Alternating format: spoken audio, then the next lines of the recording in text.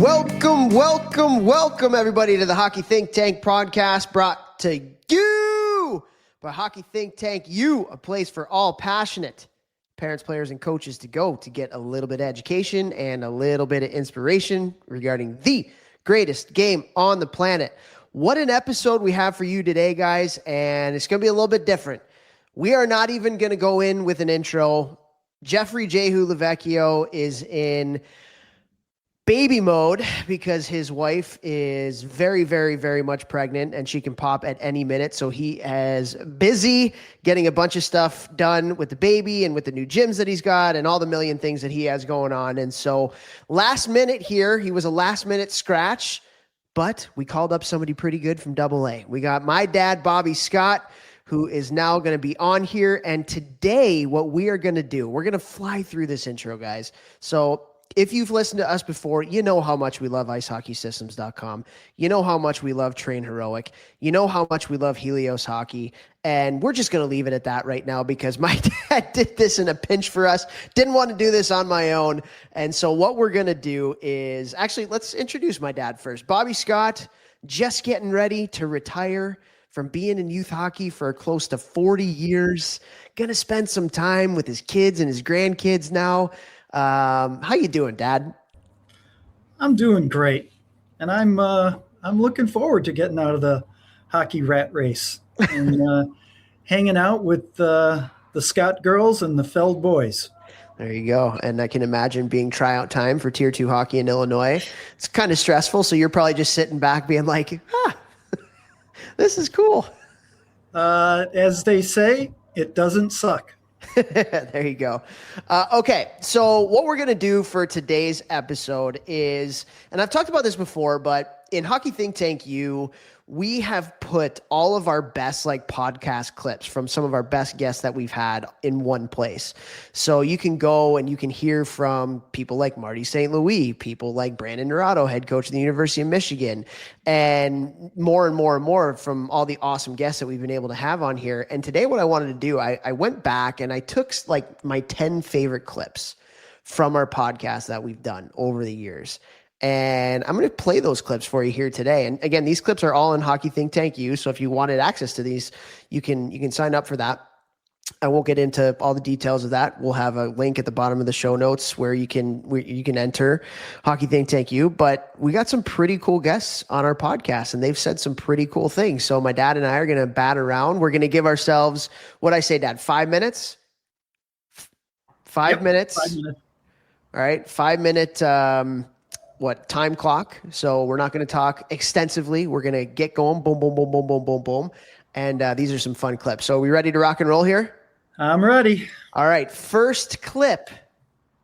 Hall of Fame player, current coach, head coach of the Montreal Canadiens.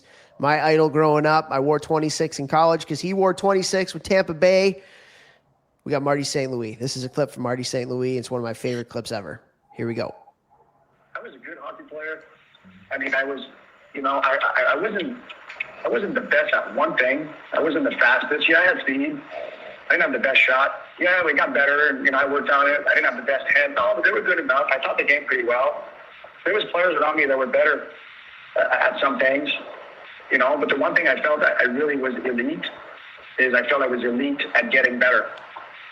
And that's just, time and work and really being honest with yourself of what actually maybe is holding you back or could help you to advance more. And that's what's important. So Vex and I have probably used that saying more than any other saying from any podcast that we've done. Marty St. Louis wasn't the best at really anything, but he was the best at getting better. He was elite at getting better. And so, Dad, you have been in youth hockey for 40 years. You have coached kids that have gone on to play D1 hockey, NHL, all that kind of stuff. What do you think about Marty's line there of, I was elite at getting better? That's a great statement that he makes about that. And that is so true. The one person that comes to mind, and you might have a clip of his coming up, is Mikey Brown. Yeah. I mean, there's the epitome of getting better, right? And I think if you have the mindset that you're going to show up and work hard, you're going to get better at all of those things. And then if you have some help from some people around you to help guide you at some of this stuff at getting better, the sky's the limit. Yeah. And what do you think is like the blueprint of becoming elite at getting better? Like, what do you need to do as a young player or anybody, right? Like if you're building a business or whatever, you need to develop these skills. How can you become elite at getting better? Well, I think it's the team around you, your parents, your coaches, the players around you, the environment that you have around you. Those are all key things that are going to teach you that to get better, you got to work hard. And probably, I guess it probably starts with the parents, although there are some personalities that are just competitive people and they fight through it and just work hard. And, Mikey Brown has great parents. Don't get me wrong, but Mikey Brown wanted to be the best at everything and found ways to do that. And had great parents. So, yeah. Well, just to give a disclaimer here on Brownie, for those that didn't listen to that episode, he was a kid that was our last kid picked at Bantam Major at 14 years old onto our team, and he was the person that made it the furthest, the only guy on our team to play in the NHL. And we had plenty of D1 players and things like that, but last player picked at 14, player that made the furthest, the only guy to make the NHL. So that's in reference to Brownie there. And I have a couple other things when it comes to elite at getting better. And one of them Vex talks about all the time, and that's putting intention into what you do. That, like, the line that I use with a lot of the players that I've coached is there are players that come to practice and do the reps, and then there are players that come to practice that get better. And it's all due to the intention that you put into the reps. Like if you're just going and giving your bare minimum, and just kind of doing the rep just to do it, then you're not going to get better. But if you're doing the rep with the intention of getting better and you're putting everything you have into that rep, those are going to stack and stack and stack and stack. And then all of a sudden, you're going to blossom, at some point. So that's one thing. Another thing I tell a lot of kids is if you want to become the hardest worker on your team, go find the hardest working player on your team and go outcompete them. Like in the gym, make sure that person's your partner. If you can on the ice, do your one-on-one drills or your skill rep passing drills with that player, because they're going to have the things that you want to have in your arsenal, right? And so like really finding a way to compete, find that hardest working person and then go compete with them. And then I think the last thing is just like, you have to be coachable. Like you have to be coachable and open to constructive criticism and open to being coached hard, because I was just writing about this morning, like nobody is self-motivated enough to be elite at getting better. Like there is some nature to that, like you said, Dad, and there's some, things in your DNA that make you competitive or make you not. But like when I think about the elite players that I've been around, they've all been very coachable and they've all been able to be coached hard. Like they're not afraid to be held accountable. They ask for hard coaching. And so I think that's another one too. I don't know if you have any thoughts on any of those, but those are big for me. Yeah, I mean, definitely coachable. I mean, there's kids that are out there. We all know somebody, right, who had just all the talent in the world, or maybe all the work ethic in the world, but they didn't want to listen. They thought they knew everything, and you just can't make it. And that's in life also, right? You can't stand there and think that you know everything. You got to be able to take the information in, process it, and go in the direction that's going to serve you the best. Yeah, 100%. All right, that's 5 minutes, pretty much on the dot there. So good stuff. Marty St. Louis. Again, here's a guy who, he was not an NHL draft pick, went to the University of Vermont, didn't play in the NHL right away, slugged it down in the AHL for a little bit. Now he's a Hall of Famer. Why? Because he was the best at getting better. He passed so many kids. And for the young kids out there listening, especially like the teenagers, if you have this in your DNA and in your mentality, like you really, really are elite at getting better, you're going to pass so many other kids that are more talented than you right now. How many times have you seen it, Dad, where like the most talented player at 12, 13, 14 years old is not even close to the most talented player at 17, 18, 19 years old when it really matters, because it's pure and simple love of the game and the work ethic they put into things. Yeah, and that's true all the way through. I mean, you could even start at mites, right? The best player at mites is hardly ever the best player at Pee Wee and Bantam. And that best player is more so at that age, just because they probably have a defined path that they're going on, right? But then there's puberty, and then there's there's so many different. Absolutely. You know, hey, I'm the best player at Pee Wee, but there's no checking. Well, let's go start checking. Yeah, exactly. I'm not the best player anymore. Yeah. Okay, let's move on here. This next clip, this is from one of the best development minds in the world. This is Daryl Belfry. And so we interviewed him a few years back, and Daryl works with, the best of the best in the game, the Hughes brothers, Matthews, his list goes on and on. I've seen him on the ice with Crosby. He's one of the smartest hockey guys in the game. And this is a great clip from Daryl Belfry. Here we go.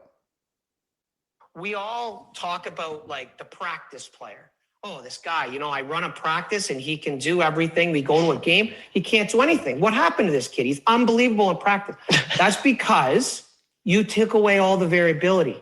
There's no variables. You did it the same way every time. There was high number of predictability. He just followed the pattern. He executed beautifully. Great. Now the game comes and there's little differences, subtle little differences. Sometimes they're really big. The higher you get, the more subtle those differences are. And you have to be able to read, react, or in my way, influence the way the game is going to be played.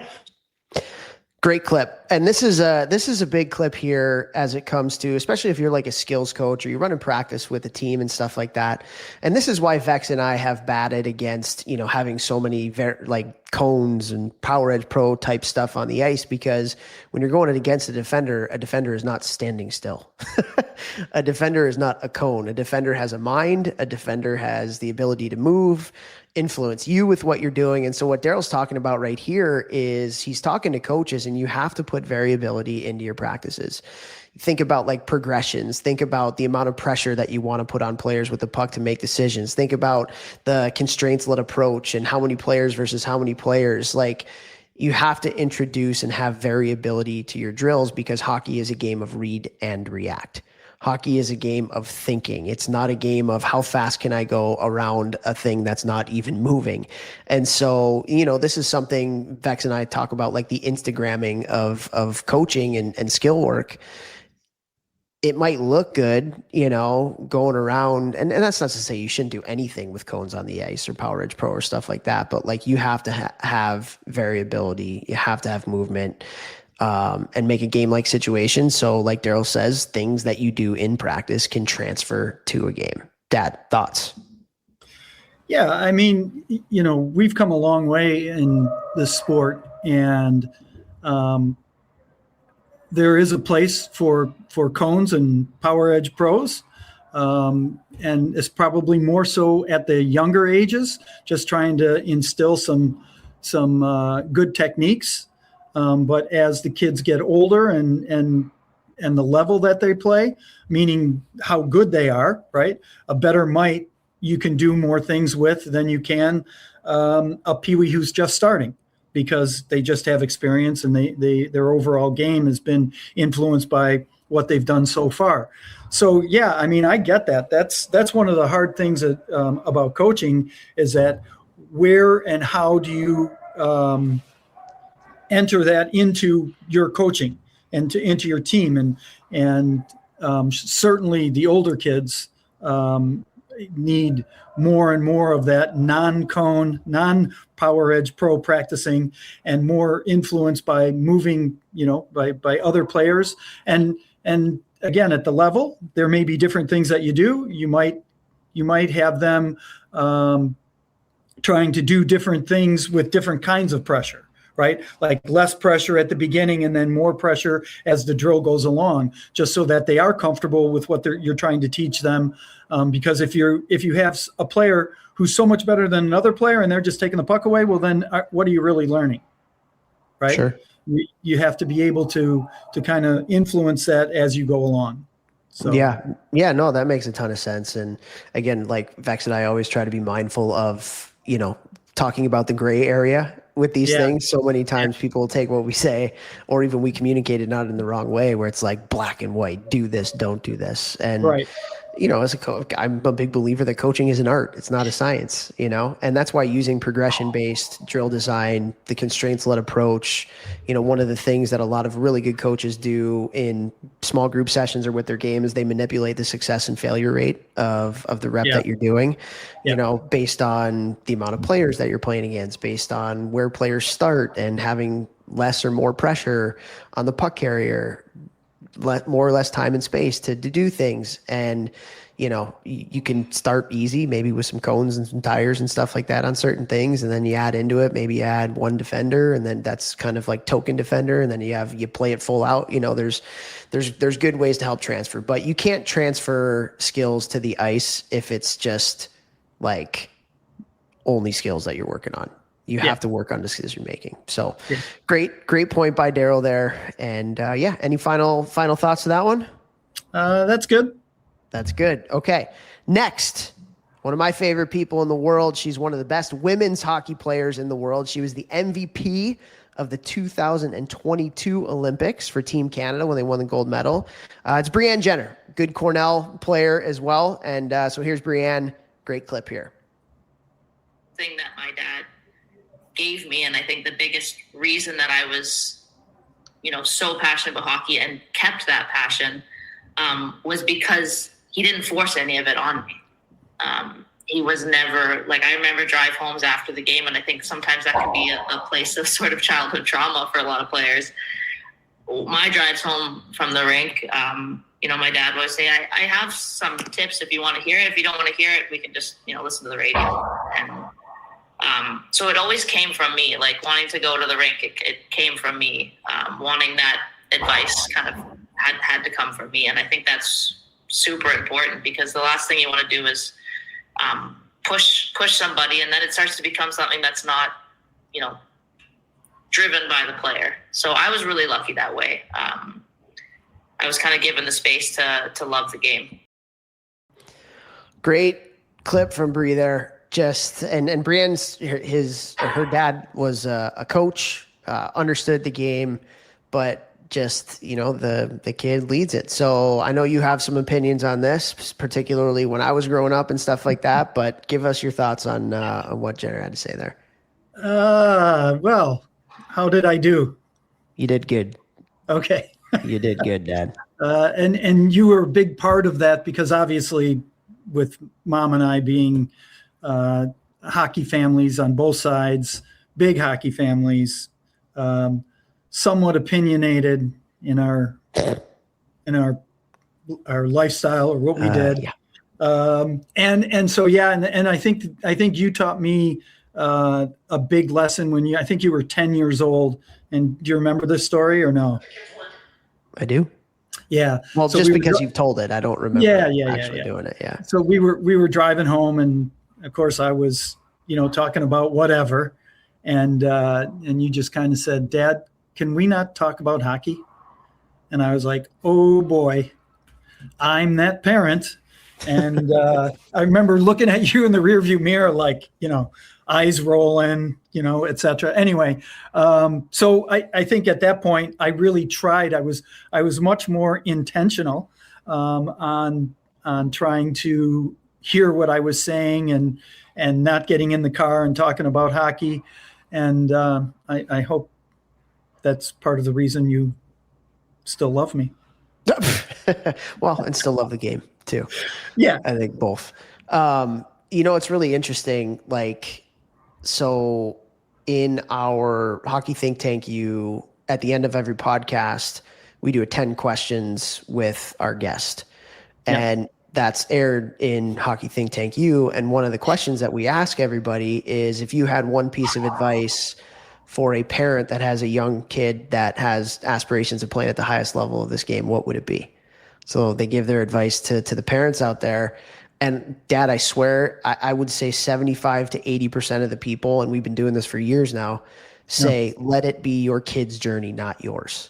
That's the biggest thing, is they have to be the one that's leading it. And you see, I don't think this is just a sports thing. I think you see it in academics. I think you see it in maybe music or dance or, anything. Kids are just put on the path from the youngest of ages. And it's did they even have an opinion on what they wanted to do? Or is this just mom and dad or whoever the caretaker is, like, shoving it down their throat because for whatever reason, whether it's an ego thing, whether they're trying to live vicariously through their kid or whatever. But I think a lot of parents maybe do it thinking that it's in the best interest of the kid, and maybe how you do it is a part of that. There's good and there's bad to that. But like pretty much everybody from NHL players to sports psychologists to, youth coaches, whatever, I would say 3/4, 80% say it's got to be your kid's journey. They got to be the one leading. So let me ask you this, like because I get this question from parents. Let's say you have a kid that has shown an interest in this thing. And I think that's a tough question because, like, I think even me, who loves hockey more than anybody, there's times where I'm very interested in hockey and there's times where I'm not. There's like, I don't think everybody is always 100% like, I got to be at the rink right now. But like, how as a parent can you support your kid knowing kind of like when to challenge? Because not every kid is going to be internally motivated to do the thing all the time versus like letting it be their journey. You know what I mean? Like because there are times where a parent has to be like, hey buddy, like you said you wanted to be an NHL player and I haven't seen you do a push-up in 3 weeks. Like you're full of crap, like let's go. How do you find that balance as a parent? I think it's trial and error. Yeah. I mean, there's no playbook. And everybody is different, and each relationship is different. And, you have to be self-aware and you have to be aware of your child's feelings because, sometimes you don't want to be doing what you want to be doing for a bad reason. And sometimes it's because it's too much. Right. Yeah. And so, and as a parent, I know that mom and I tried to communicate with each other, hey, are we doing too much? Are we not? I mean, I remember you specifically, there was a time where we went, oh my God, we are just too crazy right now. We were trying to get you on the ice because of this reason and that reason and the other reason. And we kind of chatted about it and we looked at each other and went, are we crazy? Like, why are we even talking about this? This should be a no-brainer. We're overboard and we need to pull back. And I think having a good partner, two parents together, helps that too, because now you can kind of regulate each other, right? And as long as you're kind of communicating with each other, trying to figure it out, you're not going to be right all the time, but certainly you're going to have more information to make a good decision. Yeah, that makes a ton of sense. I'm sure there were times where I didn't want to do something and you were like, no, you got to do it. And maybe one of those times it was wrong that you said, no, you got to do it. And maybe there were times where it was like, no, it was actually a good thing. Cause I even know with my kids, like I don't want to go. And you're like, you're going. And then they get there and they're like, oh, this is great. This is the greatest thing ever, Yeah, exactly. So, yeah, it's, anytime you're dealing with people, especially parenting and kids, like there's no handbook. It's every kid's different, every parent's different, every situation's different. And that's why just communicating with your partner, I think that's great. And then communicating with your kid and, apologizing when you're too crazy, Yeah. And you can even communicate with the coaches. I mean, I've had parents ask me those specific questions in the past, like how much do you push? How much do you this? How much do you that? And I'm like, hey, first thing is they love going to the rink. You're ahead of the game. If you're dragging them to the rink and they don't want to go, well, you got to take note of that. And you got to have conversations about it and read your kid. And I think that's important. Yep. Love it. All right. We went a little bit past the 5 minutes, but that was a good one. Brianne Jenner, stud of a hockey player and a human being. So great stuff from Brianne. This next one is somebody that you know and you know well. It is Rob Hudson. So Huddy with a great clip here. And again, Huddy is, he's the dad of Cole and Lane and Lars and Quinn, like all obviously elite hockey players. And 3 of them played in the NHL last year. One of them being one of the top defensemen in the league. One of them being one of the top defensemen in NCAA hockey. So here's Rob Hudson, really good clip about coaching young hockey players. Here we go. If a kid's working as hard as he can and he turns it over and it costs us the national championship, so be it. That was always my rule, was like, turn it over. There's not going to be consequences if you work your ass off to get it back. Like if you back check really hard, then great. But if you turn it over and then you're lazy and it's like, whatever, then we're going to have some problems. But if you work hard to get it back, because you got to be able to make plays, that mentality as a coach to put your ego aside a little bit, and let the kids make a play, maybe even if it does end up in the back of your net, like that's so incredibly important to developing players nowadays. Because when high level scouts are watching games, what gets them out of their chair? When kids make plays, make plays with the puck. We gotta do a better job in our coaching community of promoting that stuff and putting our egos aside a little bit. So that was just a back and forth between Huddy and I, and here's a guy who obviously knows what he's doing in developing players, and he says if a kid turns the puck over and we lose a national championship, so be it. And so much of what coaches at the youth level do nowadays is they're like afraid to coach that way because of my hockey rankings and recruiting of players, and they don't want to lose because everybody judges you as a coach based on wins and losses, which is stupid. We should be judging coaches based on, is my kid and the team better in March than they were in October? Exactly. But just thoughts on that. I just thought and this is again, like if a kid turns it over and we lose a national championship because of it, it's okay.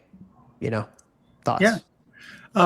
Just clarify. I don't really know Huddy that well. I guess I know more. I would say it this way. I know of him.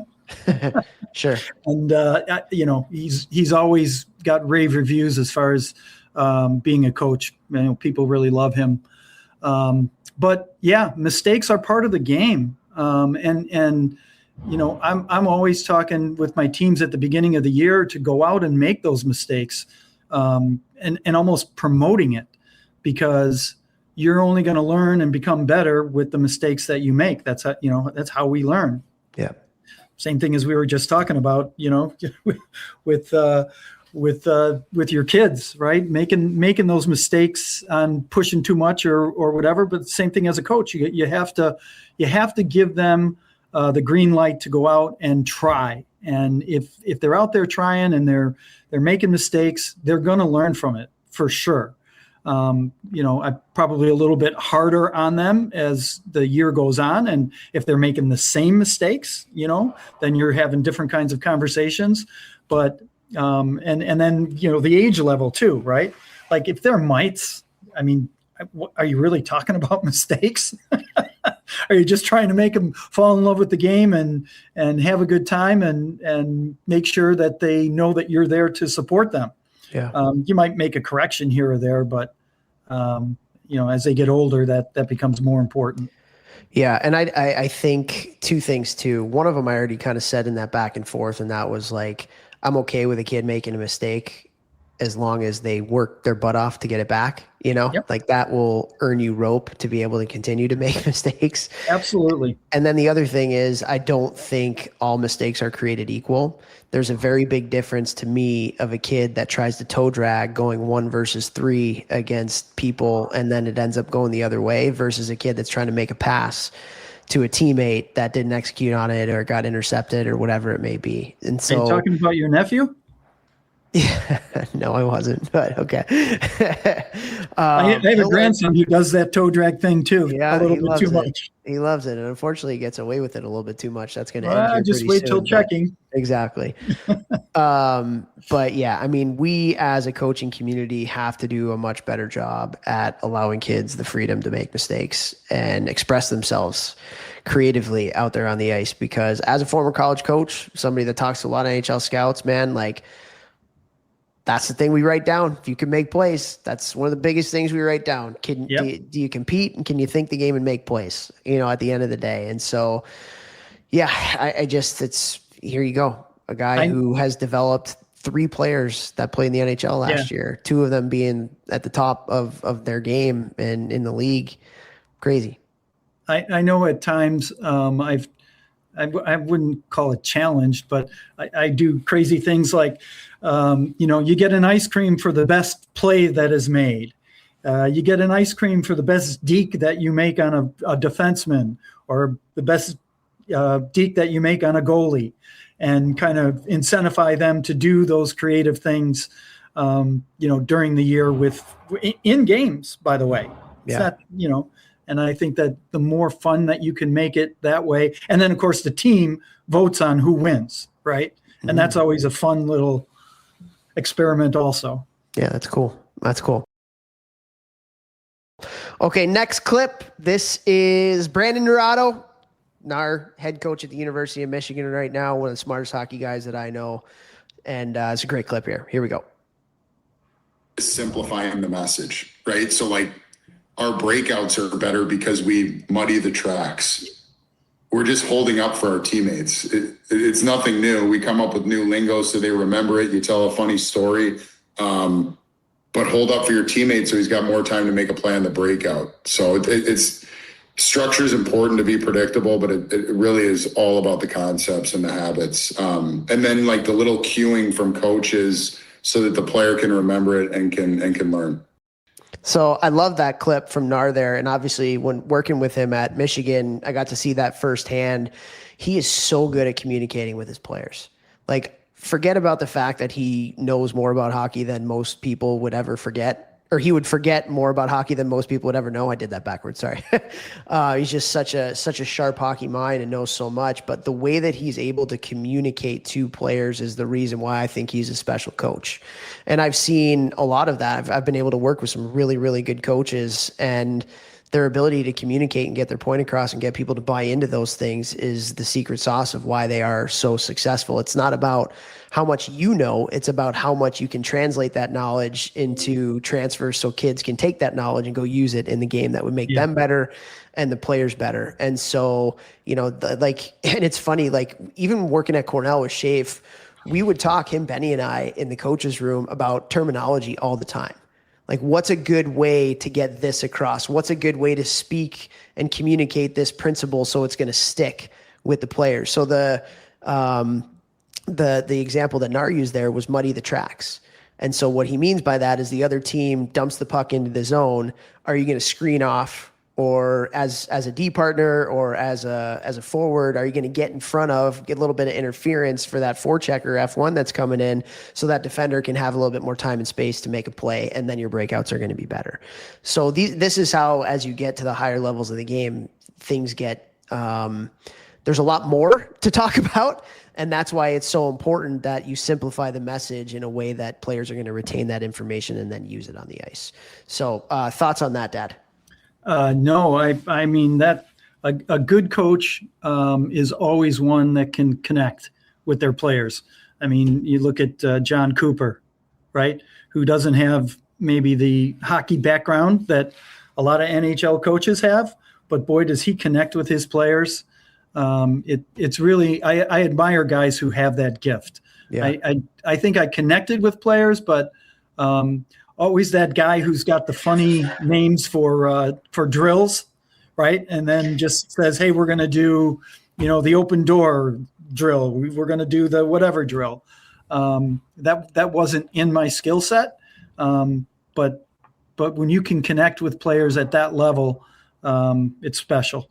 Yeah. Yeah. It's what you say and it's how you say it. That is both really important when you get, especially to the higher levels of the game. You're providing these kids with so much information, these players with so much information.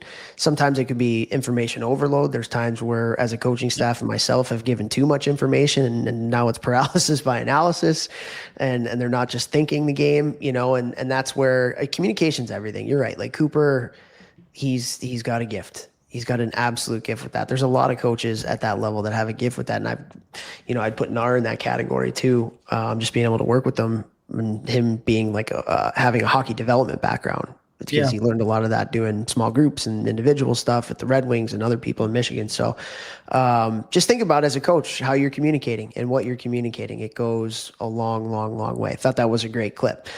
Okay. Next clip here.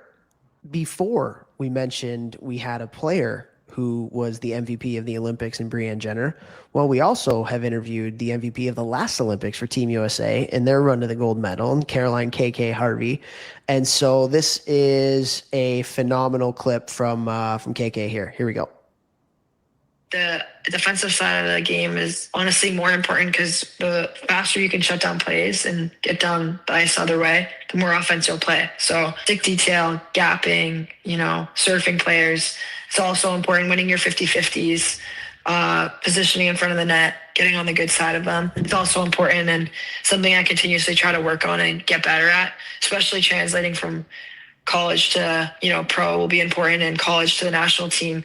It's just the stakes are that much higher and you have to be on your game. So I think the defensive side of it is honestly more important in ways, and you can't neglect that because it's awesome if you can score and put the puck in the net, but it's really how you can shut down the other team and how quickly you can turn over their offensive threats into your offensive threats. Love that clip there from KK. Thoughts on that first? I'll let you go first here. So my thoughts on that are twofold. I mean, defense wins championships, right? I mean, that's really the bottom line there. But then I always remember Wayne Gretzky being asked something to the effect of, his defense or whatever.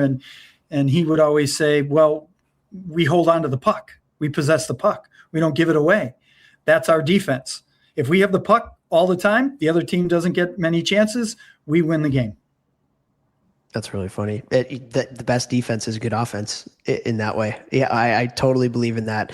I think that's why so many coaches, the higher levels of the game right now, are really focusing on ozone time, because ozone time isn't just chances that we're getting. It's the other team is 200 feet away from scoring on us too.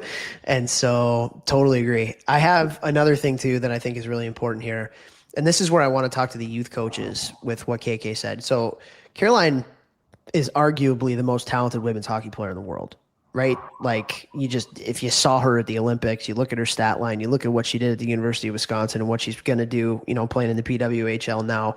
She's offensively one of the most gifted, skilled players probably will be ever. Let's just say that. And she talked about how doing good defensively leads to offense. The more you buy in to the defensive side of the puck, the more you're going to create turnovers, frustrate the other team, and the more you're going to have the puck to be able to do the things that you love to do.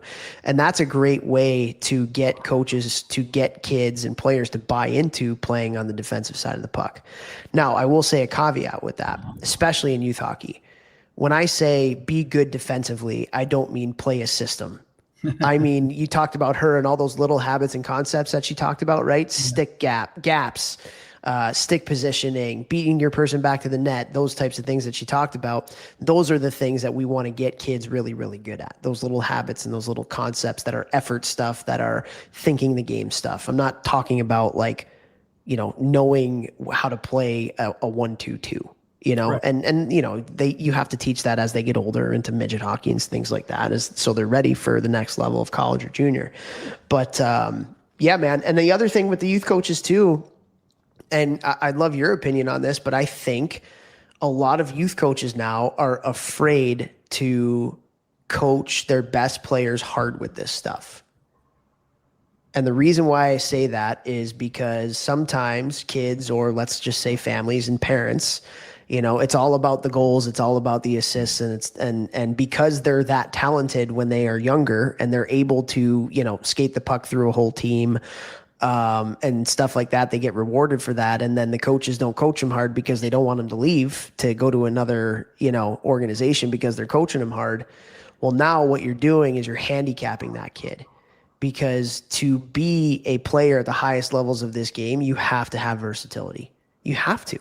There's no such thing in the higher levels unless you're the top 1% like an Alex Ovechkin, who can get away with really not caring about competing and playing, having defensive qualities to you, right? So we need to do a better job in youth hockey, especially with our most talented players, that they back check, that they understand how to angle, that they understand how to separate a player from a puck and create a turnover, that they understand how to get your stick in passing lanes, how to get back through the middle of the ice.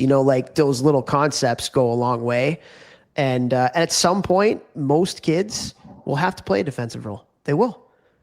At the talent level as you get older, there's more and more that are as good or better than you. And so many times you see it from like junior to college or midget to junior, where like a kid's just a one trick pony. They only think about offense.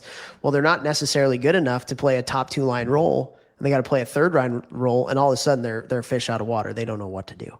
So now all of a sudden they're in the stands because they're not doing the things defensively. They're getting scored on and they're missing their assignments.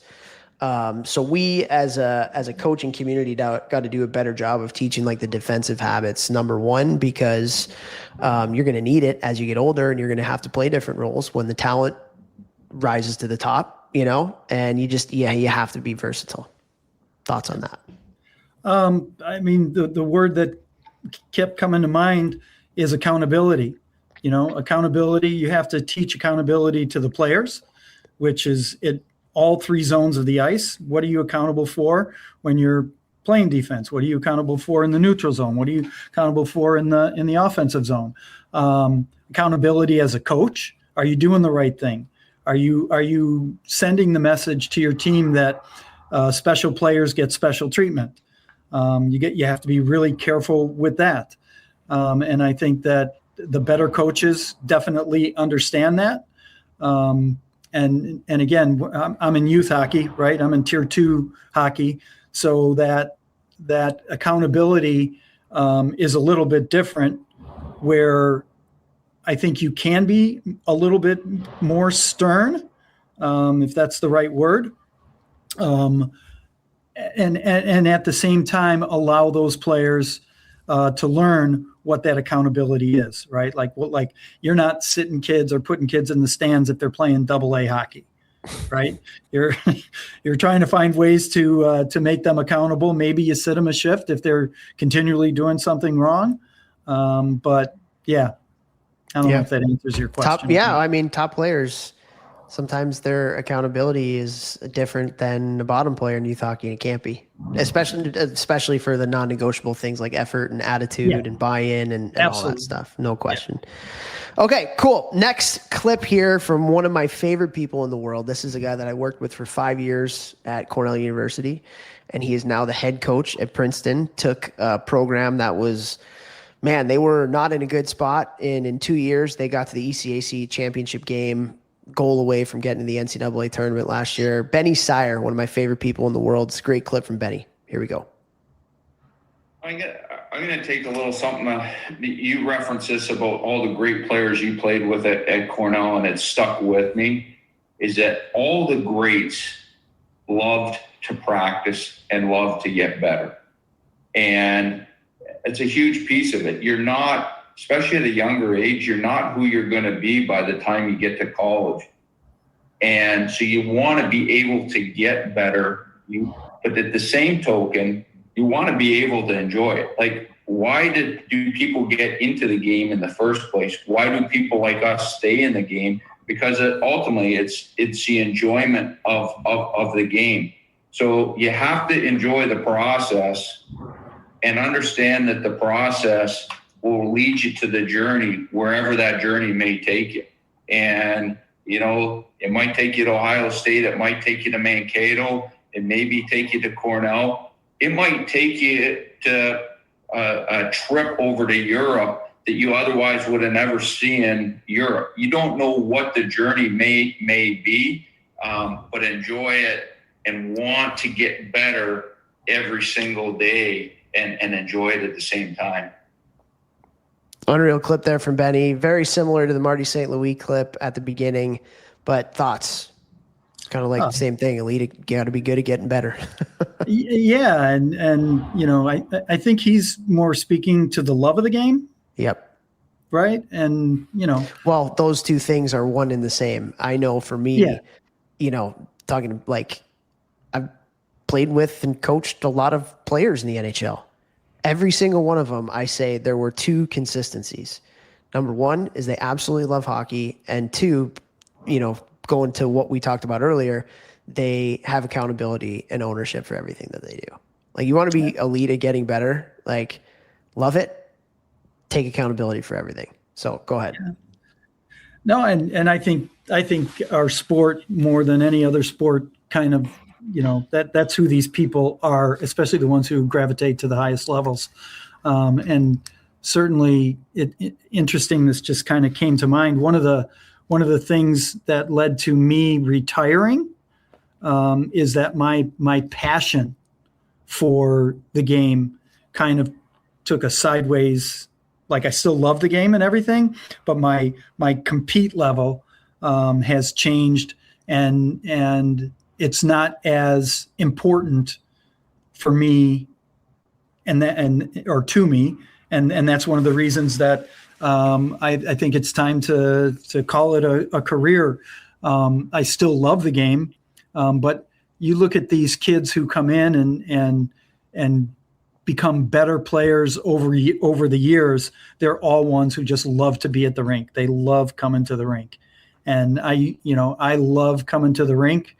But now I'm going to love coming to the rink, watching my grandson play. Yeah.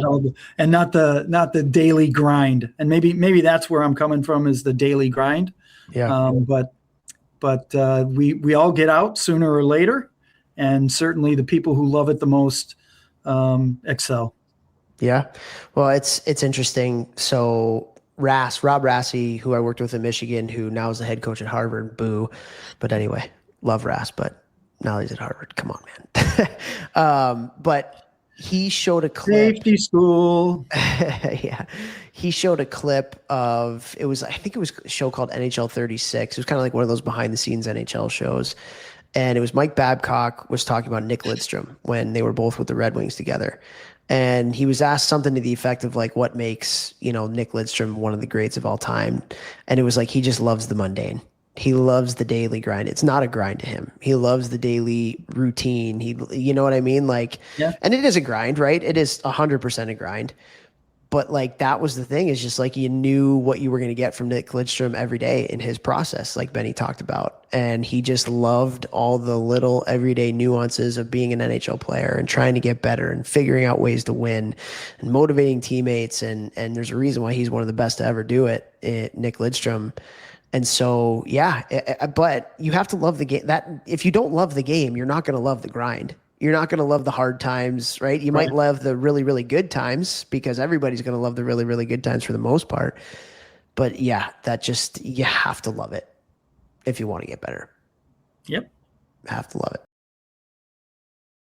Okay, next clip that I have. So this is a hockey nerdish type clip, and this is from Mike McGinnis, who is another one of the smartest hockey guys that I know. He is out in the Alberta area, and he does a lot of work up there with players of all different levels. And he's a really big student of the game and has a really cool stat here and some really cool perspective. So here's Mike McGinnis, my man. Here we go.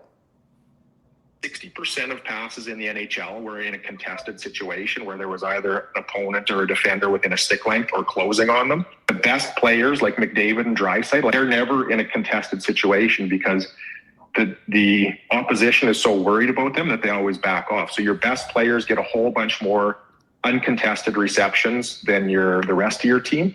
So you watch kind of your second, third, fourth line guys pick up passes versus the guys that the other team is terrified on. And they're always picking them up under pressure because everybody's stepping up and not so worried about getting cooked with it. So then you kind of see the techniques people are using in regards to that, whether if there's a pinch coming down the wall in their own zone, looks the same as the neutral zone almost. It's just like a transferable technique that happens versus a pinch in your D zone versus in the neutral zone. It's just a blend of puck protection with pass reception.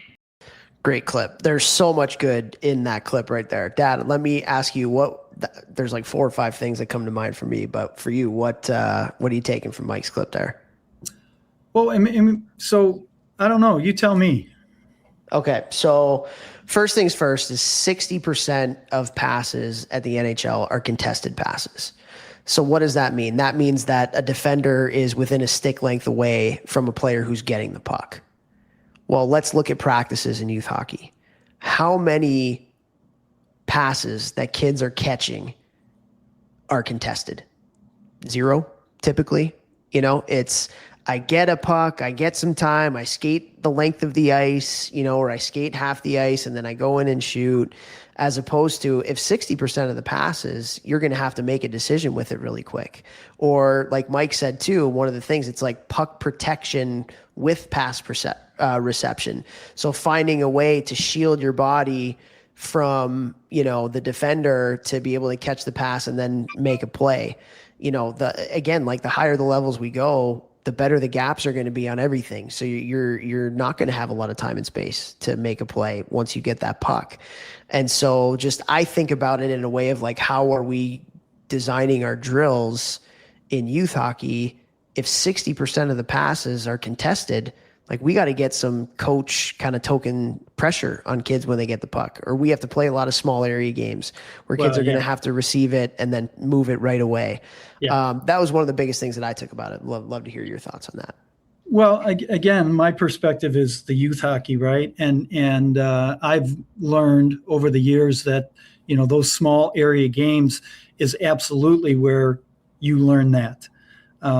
Because how many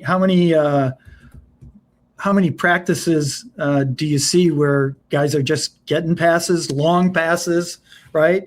And there's nobody there to contest them. And the coaches, again, who are trying to teach the right thing, are going to have more pressure with those kinds of drills. The more pressure you can give to those kids, the better. And I will say, one of the things that I always thought separated the best hockey players are guys who can catch those passes. Youth hockey, you see some kids, if it's not a pass right on their stick, they may have, trouble collecting the pass and doing something. And the longer it takes them to do that, obviously the harder the game is. But those guys who can catch it in their skates, bounce it off the boards, drag their skate and pull the puck through their legs up. I'm just fascinated at some of the things that some of these elite players can do. It's definitely a skill that if you can emphasize that catching the pass is almost as important as putting the puck right on somebody's tape. Yeah. My brain is fried.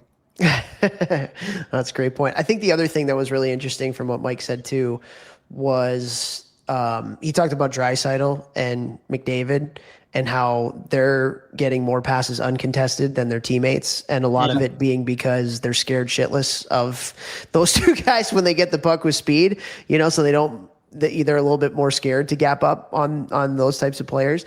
But I think the other thing too, and having, I don't want to say studied McDavid, but watched a lot of McDavid and looked at a lot of his anticipation of where to go and how to get pucks is on a different level.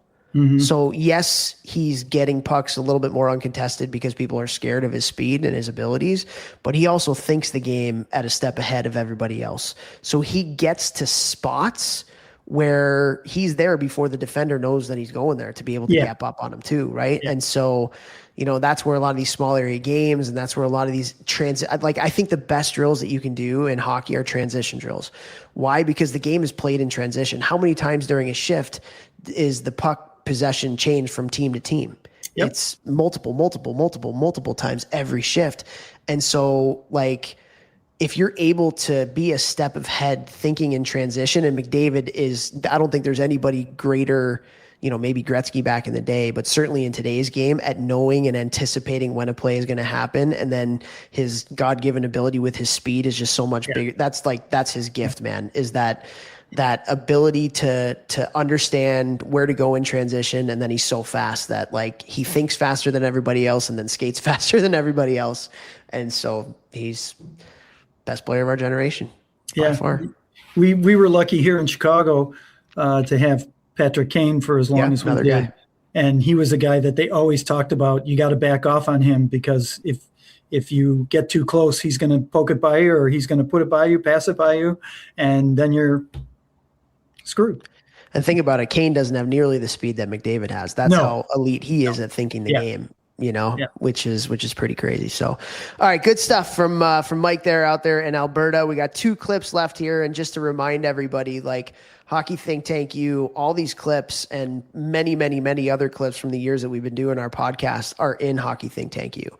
And so like, if you want access to this stuff, again, there's going to be a link at the bottom of the show notes. And again, this is not something that is going to cost an arm and a leg. We know hockey is expensive enough. And so the price for the entire year, it's 50 cents a day and it's about $180 a year, $179 a year to be in there. But one thing that I am very, very big on is we do not want to price anybody out of this sport. And if you cannot afford that, shoot me a message, let me know, and you will be able to get access to this for free.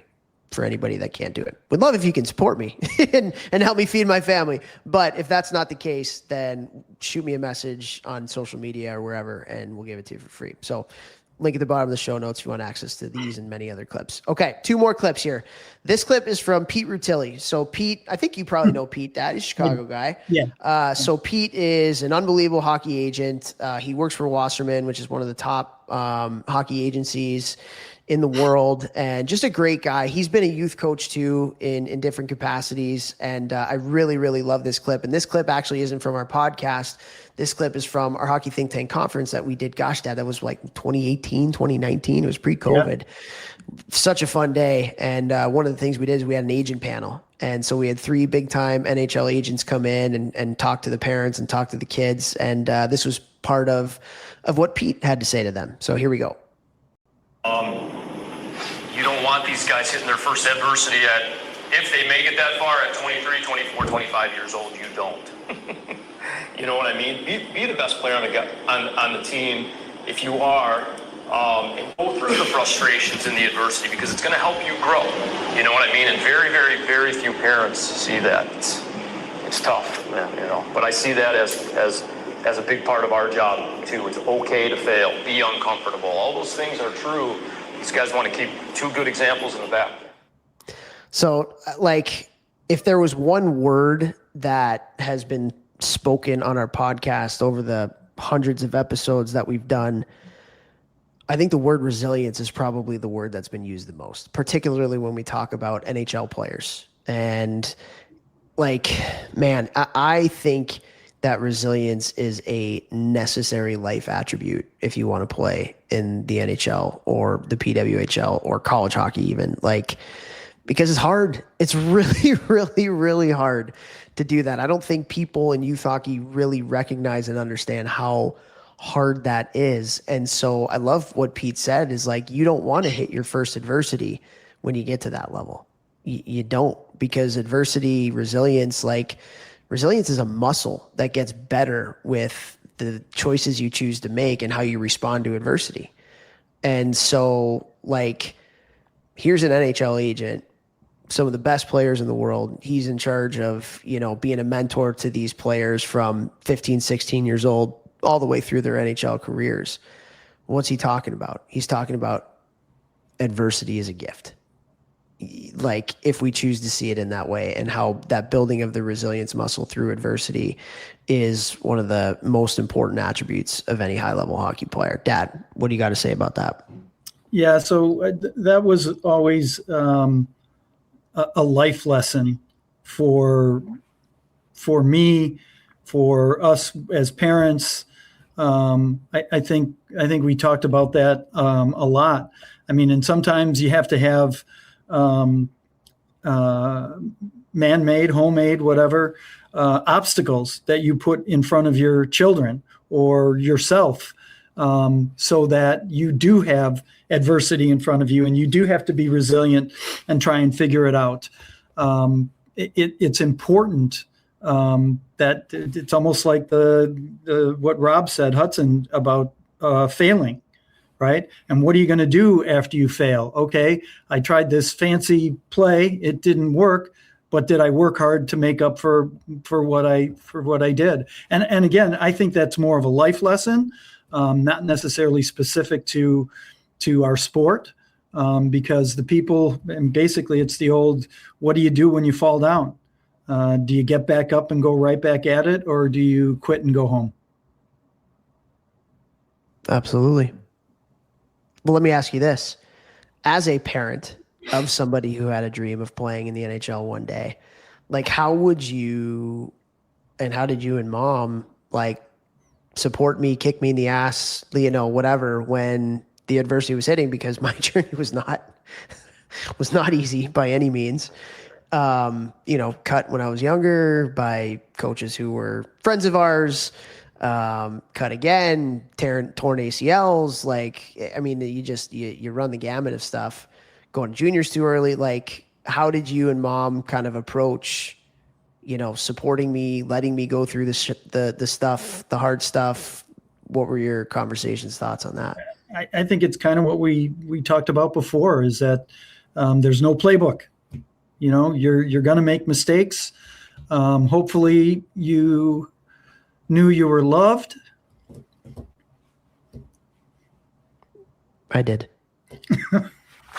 So I think that's right. That's like the important part as a parent.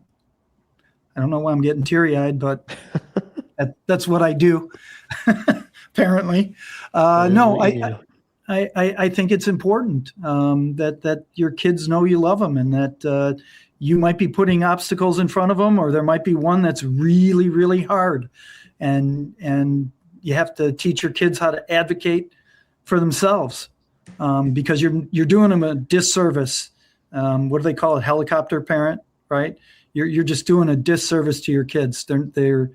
They gotta meet adversity, and then you have to teach them how to be resilient, and that's through love and communication. There we go. Glad you got through that. Yeah. For a tough guy, he's a softie, ladies and gentlemen. Yeah. No, I love it. And I tell people I won the parent lottery. And if it wasn't for you guys, I probably would not have achieved the things that I achieved. Not even close. So appreciate all that you did for me. We'll leave it at there. So no more tears on the podcast. And our last clip here. This is clip number 10 on the episode. And this is from Pat Ferschweiler. So Fersch, national champion, winning coach with the Western Michigan Broncos a couple years back, was a coach with the Detroit Red Wings before that. He's doing just such a phenomenal job at Western Michigan. And so this is a great clip when we had Fersch on the podcast. Here we go. When you're involved in any hockey activity, be 100% here, present today, every day. So when you're at the rink, there is nothing else. There's no school, there's no girlfriends, there's nothing else. There's teammates and there's hockey. Invest. Be all in. Every single day, every time. That way, once you're together, boom, it clicks that emotional switch. Now we're here. This is hockey time. I'm investing with this group of guys. I can look around the locker room. I can love every one of them and know that they're all in as well. And then when you have that trust of everyone is all in, we had a bunch of players that didn't play a hockey game this year. They were part of our success. We had guys that played 3 games, part of our success. You know why? Because they practice great every day.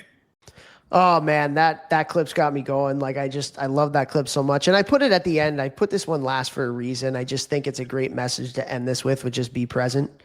It's so easy to be in the future. It's so easy to be in the past. And I think the thread that first tied there as far as like being present and how that can lead to better practices and how that can lead to better camaraderie and culture within the team when everybody's like fully there and invested and all in with what you're doing right now.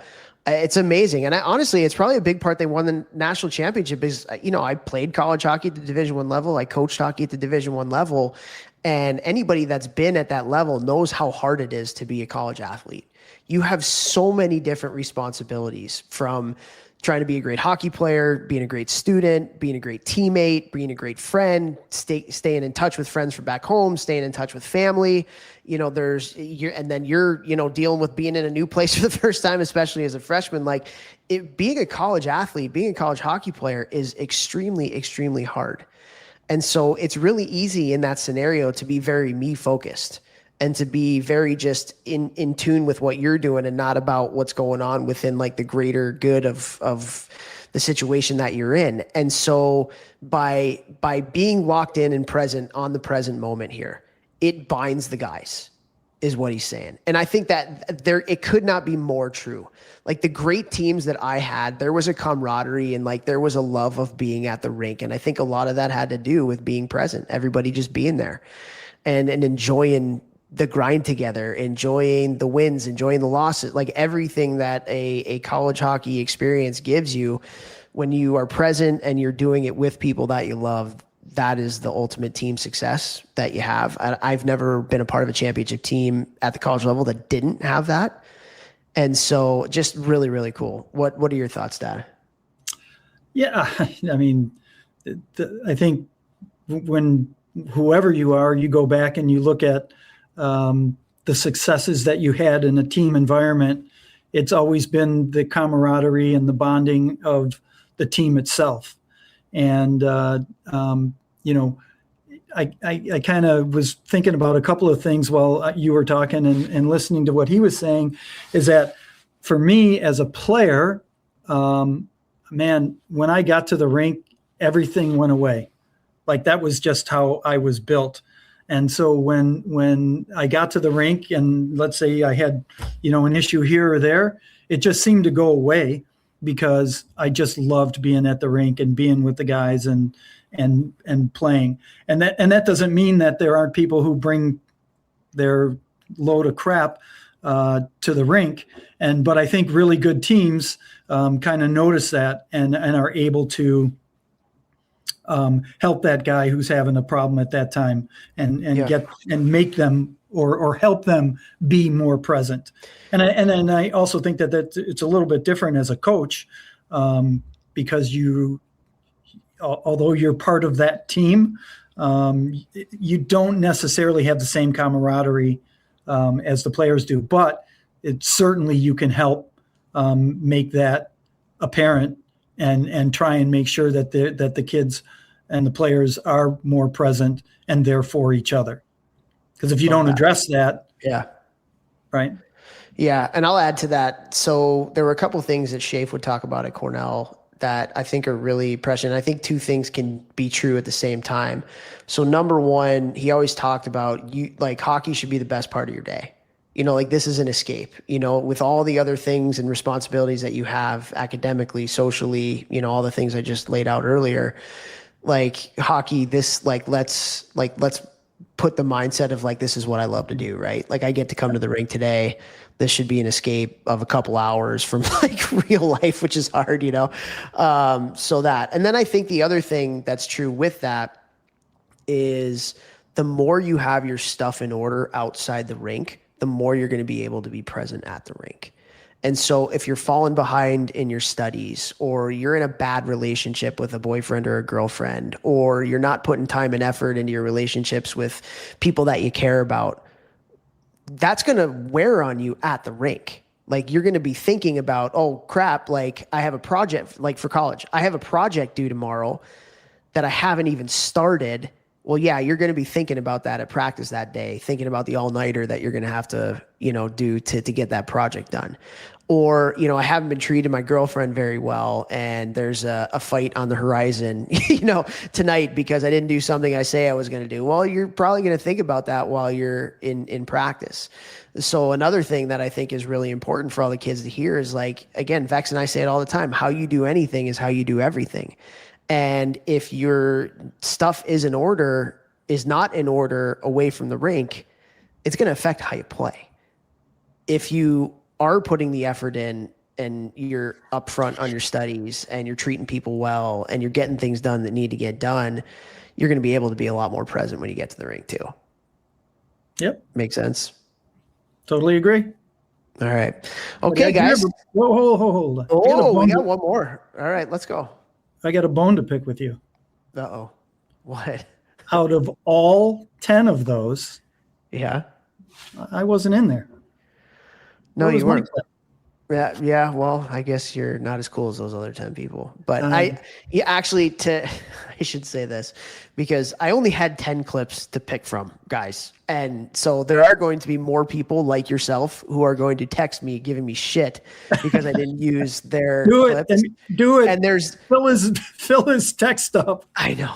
And there are a lot of clips that and I'll say this, like I've kind of just picked the 10 that I saw first, right? There's so many other good ones that we Your had. mother's not going to be happy she's not on there. Well, that was whatever. Sorry, Mom. Anyways, hopefully these 10 clips that we did show here today can help you, whether you're a coach, whether you're a parent, whether you're a player, to be a little bit better, get a little bit more perspective that can help you be the best that you can be.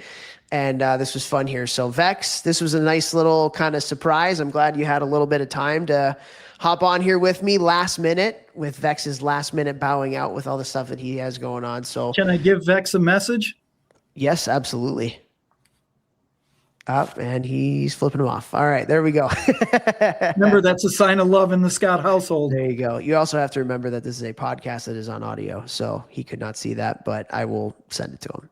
Oh, why did I need my camera on then?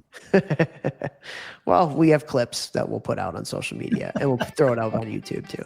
So, all right, Dad, thank you so much. Appreciate it, and we will see you this weekend for Lucy's birthday party. Love you. Love you too. See ya. Bye.